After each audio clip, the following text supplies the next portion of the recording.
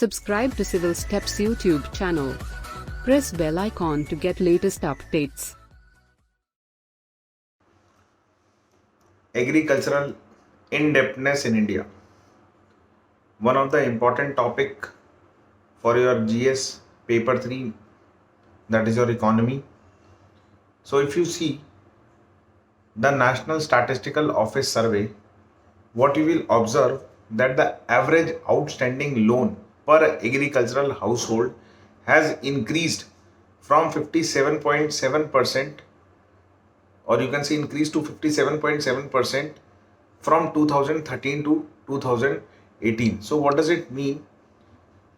That on an average, more than 50% of your agricultural household, that is those household which are indulge in agricultural practices, they have taken a loan, or you can say they are under the burden of loan. So it means more than 50%, and approximately it is 57%. So if there are 100 agricultural household in India, for example, so out of that 60 or 57 household are under the burden of loan. Now 70% of the outstanding loan were taken from institutional sources and rest from the professional money lenders. So what you will see that if you want to take a loan, or you can say agricultural loan, we have two choices. That is institutional sector, which includes your commercial banks, cooperative societies, and your RRBs, whereas non-institutional sources, which includes money lenders and large landholders. Okay, so you will see that 70% of this loan has been taken from your institutional sources, that is from the commercial bank, cooperative societies and RRBs. Okay, and rest is from non-institutional sources. Okay, now as I've already talked you that more than 50% of the agricultural household are under the burden of agricultural loan. Now if you see that whatever loan has been taken, that is majority has been taken for your agricultural purposes. Now again, if you see that farmer basically used to take loan for three purposes. Number one, he used to take a loan for agriculture purpose, that is for agricultural inputs like for seeds and fertilizers. Second, for consumption, that is to fulfill his basic needs. And third, basically he used to take the loan for, you can say, non-productive purpose, for example to fulfill his social obligations, for example for the marriage of son and daughter. Okay, so they used to take the loan. So if you see that whatever loan they have taken, so around 60% of the loan, or you can say more appropriately it is 57.5% of the loan has been taken for your agricultural purpose, which we used to call productive purpose also. Clear? Now as I already discussed that about 50% of your agricultural household are under the burden of loan. Okay, now average amount of outstanding loan per agricultural household is 74,121. So this is the, you can say, average burden of loan. Okay, now Andhra Pradesh have the highest average outstanding loan, which stands at rupees 2.45 lakhs. So the state also had the highest proportion of agricultural household under debt, followed by Telangana, okay, and Kerala. Okay, so this is what you have to remember. So it's a cause of worry also. Now we'll see what are the reasons for this rising loan or rising indebtedness in agricultural sector. So basically there are three main reasons. One is your market uncertainties, that is in your agricultural sector. Second is your government policy with respect to agricultural sector, and third is rural structure. So these are the three prominent reasons. Now we'll understand what basically it means.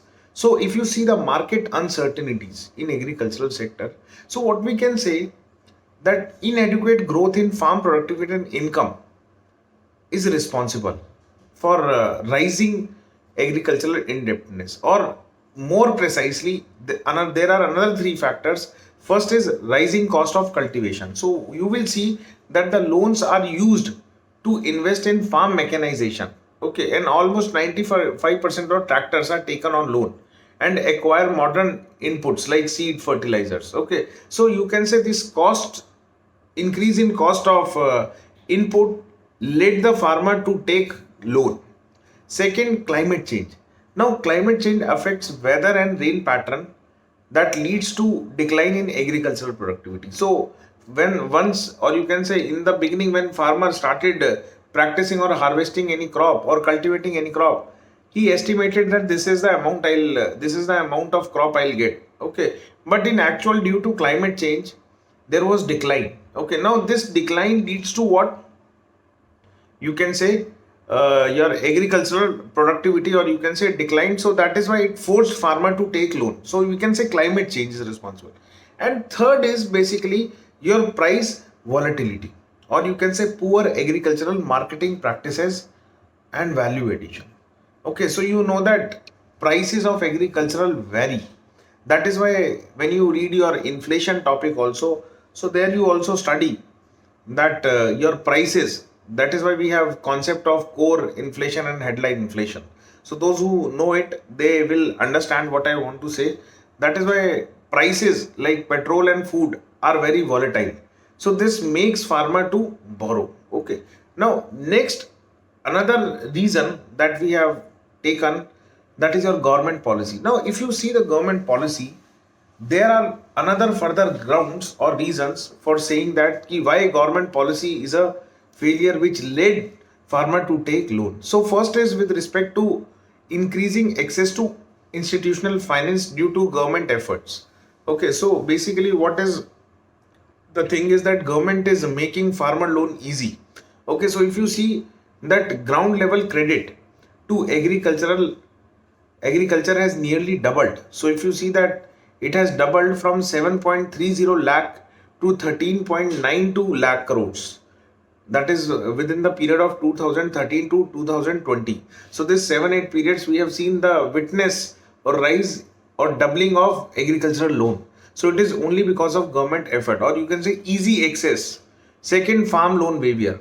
Now what does it mean? With more agricultural loan been waived off, it is easier for the farmers to take loans without the fear of repaying the amount if there is a loss. Third is poor risk mitigation mechanism. Now crop insurance uptake is still low in India due to lack of awareness and delay in claim payments. Next is rural structure. So if you see rural structure, so we can say high cost of informal loans. Now the small and marginal farmers as well as tenants and agricultural labor still heavily dependent upon informal source of finance to meet their credit needs and pay very high rates of interest, which pushes them into debt cycle. Okay, next is ancestral or inherited debt. So if you see rural people incur debts for non-productive purposes such as to meet the family needs, perform social functions that is related to marriages, birth and deaths, and this debt burden traps farmer into an intergenerational debt cycle which becomes harder to break due to uncertainty of farm income.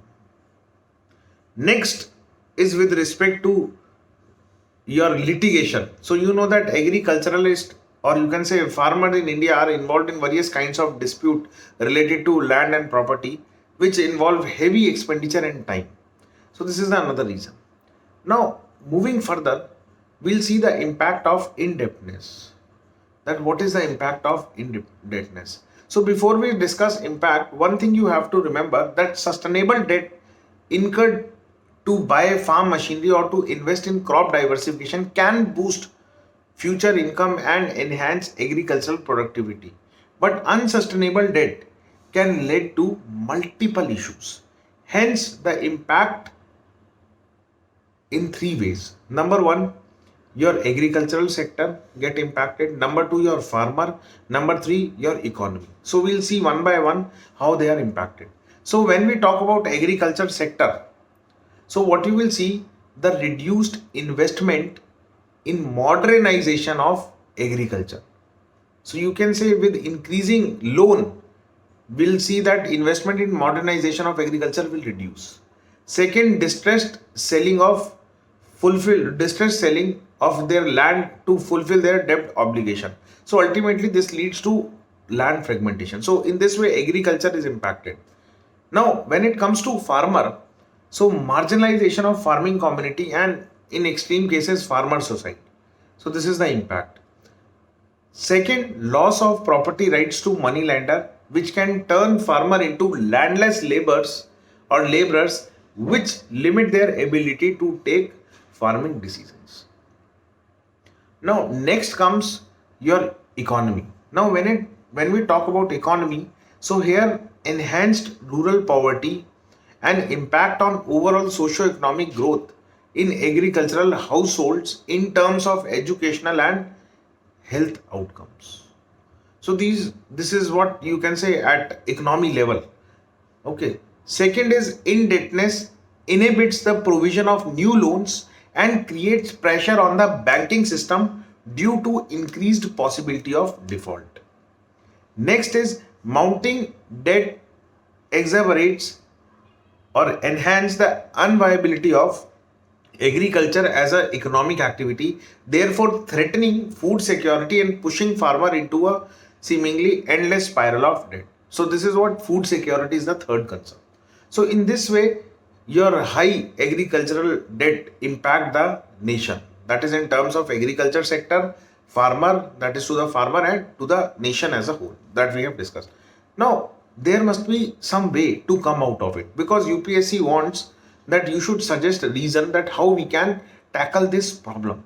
So first is we have to enhance agricultural productivity and farmers' income by initiating programs that focus on teaching farm related technologies to farmers and promote climate suitable and high value agriculture. Second, risk mitigation by raising awareness about crop insurance scheme. Third, establishing financial literacy and credit counseling centers. So what is the relevance of that training can be provided to banks, self-help group federations, agri clinics and other similar institutions to educate farmers about sustainable debt practices. Fourth is setting up of money lenders debt redemption fund. So as a one-time measure for providing long-term loans by the banks to the farmers so as to enable them to repay their debts to the money lenders. Okay. So we can say local civil society organizations, NGOs or Panchayati Raj institution could be involved in arriving at the negotiated settlement with the money lenders. So at least from the money lender, they should be protected. Okay, or you can say they come out of the trap of the money lenders. Okay, so this is what you can say a possible suggestion that can be expected. Okay, or that can be you can say possible or rational also, or you can say we can implement it. Okay, so this is about your agricultural indebtedness, and that is an important topic. Why? Because if you see the past trend, UPSC has asked a question with respect to your agricultural finance. So that is why you have to thoroughly revise that topic. Okay, so this is about your agriculture indebtedness.